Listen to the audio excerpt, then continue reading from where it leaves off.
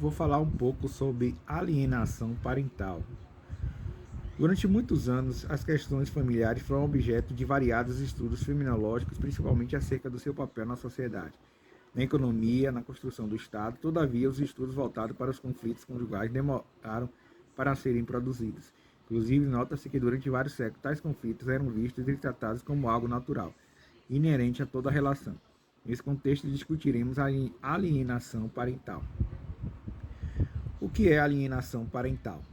Por muito tempo, a resolução dos conflitos conjugais não era almejada, pois sobre a sobreposição do homem em face da mulher e dos filhos já era de fato uma solução, ou seja, a existência de uma espécie monárquica dentro da relação conjugal atribuía ao patriarcado a prerrogativa de solucionar ou dissipar todo e qualquer conflito.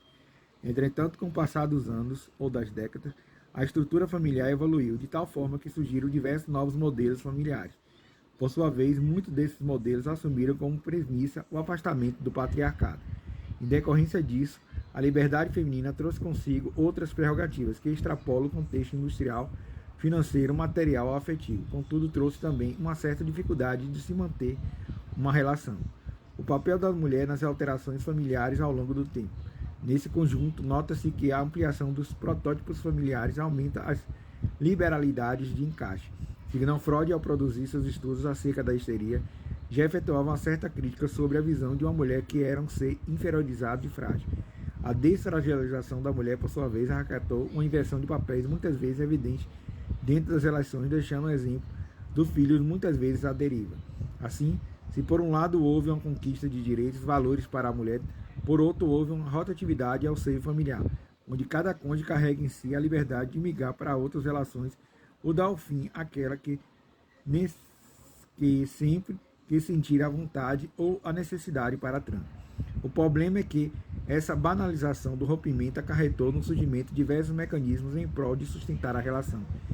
Ainda surge o desejo de vingar-se do outro de alguma forma. Esses mecanismos, em casos mais extremos, podem ser desempenhados a qualquer custo. E aqui que entra a discussão sobre alienação parental. E desenvolveremos assim que apresentamos o objetivo desse trabalho. Os objetivos do presente trabalho foi elaborado com o objetivo de analisar e trazer uma baila como uma estrutura familiar pode ser impactada a partir do fim do vínculo entre dois indivíduos.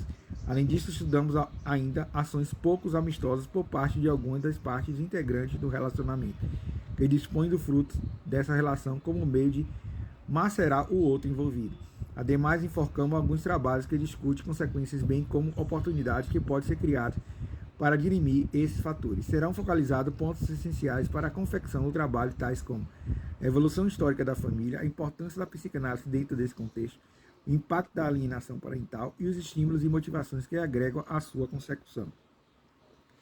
Adiantamos que a partir desse estudo adquirimos uma compreensão maior sobre o assunto pautado singularidade nos sistemas familiares.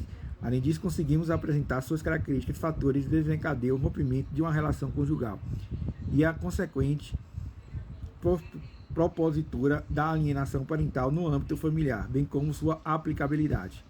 Fundamentação teórica para compreender o que é alienação parental. Evolução da acepção de família. Durante várias décadas, a família foi rotulada como um sistema imutável, totalmente impassível de transformações ou inovações. Contudo, já ressaltamos que o modelo familiar, inicialmente constituído de mãe, pai e filho, ganhou novas formas. Com ela surgiram também novas diretrizes que moldaram a constituição familiar de outra forma. Assim, a interferência na sociedade e a dinâmica familiar pode ser hoje muito distinta do que na antiguidade. Aristóteles defendia a família como uma comunidade e, desde então, inferiorizamos que ela é a base da sociedade. Embora durante os séculos tenha havido diversas transformações no âmbito familiar, o desejo de fazer parte de um núcleo familiar e de pertencer ao eixo de afeto e proteção permaneceu indelável. E sobre esse motor psicoemocional que discorreremos a seguir. Tudo isso em vista, trouxemos o nome de Aristóteles para a discussão, porque não seria possível falar sobre família sem divagar sobre os filósofos antigos que descreveram originalmente acerca do assunto. Mas abaixo você confere uma breve apresentação dos principais nomes que discorreram sobre o assunto. Filósofos e suas concepções sobre família. Hegel, filósofo alemão do século XVIII, defendia que o casamento era essencialmente monogâmico. A família, por sua vez, somente poderia ser constituída através da cumplicidade entre homem e mulher. Aristóteles, perante a visão aristotélica, a visão da formação do casamento tem uma data definida pela idade de quem está apto para casar. Isso que, para ele, era necessário que a união ocorresse enquanto ambas as partes estão em corpo em pleno empenho para que a capacidade procriatora não seja prejudicada. Em decorrência disso, a capacidade física para o processo educacional de uma criança será preservada. Questões contemporâneas com o pé no passado. Se por um lado tal evolução fazia necessária para flexibilizar a divisão entre os esposos, por outro a valorização dessa concedência acarretou no aumento dos conflitos e separações conjugais. Como você verá mais adiante, a questão da alienação parental está muito ligada a esse problema. O autoritarismo dos séculos anteriores deixou como herança o patriarcado que fortemente foi enraizado em nossa sociedade. Porém, com toda a evolução discorrida anteriormente, esse autoritarismo foi perdendo força. Dessa forma, a figura do pai erótico, arrimo de família, impotente, a base de tudo, o membro da família que era como reencarnação de Deus, acabou por declinar. A sua imagem se distorceu, deixando verdadeiras sequelas íntimas e silenciosas, das quais a psicanálise tentou apropriar-se nas décadas seguintes. O papel do homem e da mulher no casamento e na paternidade. O papel da mulher foi de suma importância para a mudança ocorrida no patriarcado. Um homem somente e no absoluto, ante seu papel de pai tomando posse do filho e da esposa devido ao consentimento dela durante o casamento.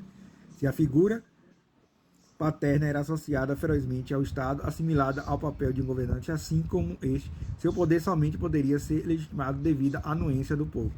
Embora falou-se imutabilimente na hipossuficiência da mulher que face ao homem, outra versão que ganha contorno é de que a mulher assumiu esse papel de comum acordo, seja pela debilidade de se opor em face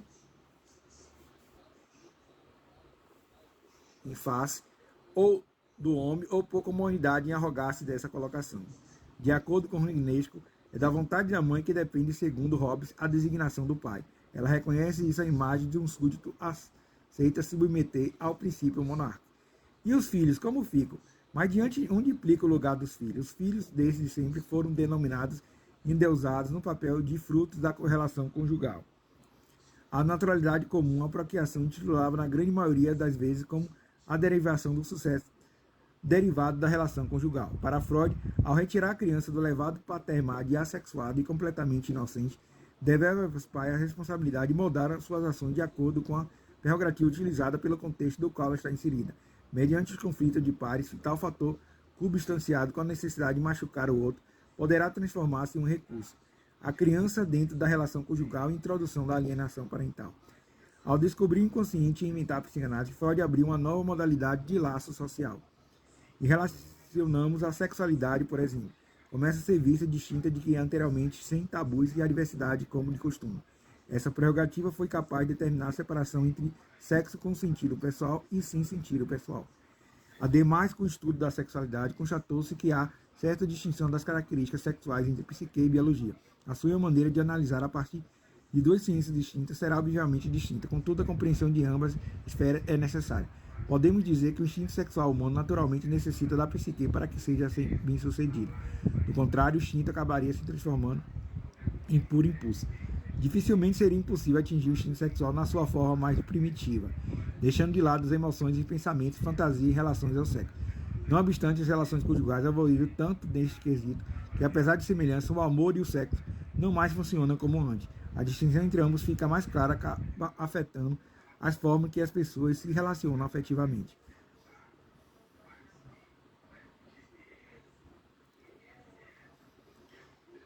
O que é a alienação parental como recurso? Sempre existiu, porém, em 2010 foi tipicamente ordenado jurídico brasileiro como crime, quando uma das partes influencia a criança ou adolescente a tomar partido ou ir contra a outra parte. Configura-se um ato de alienação parental. A intervenção psicológica da criança ou do adolescente induzida por um dos genitores ou integrante da família que tenha tutela sobre desta ou sobre ela, autoridade, poderá concorrer de diversas maneiras. São exemplos de crime de manipulação, omissão de informação, distorção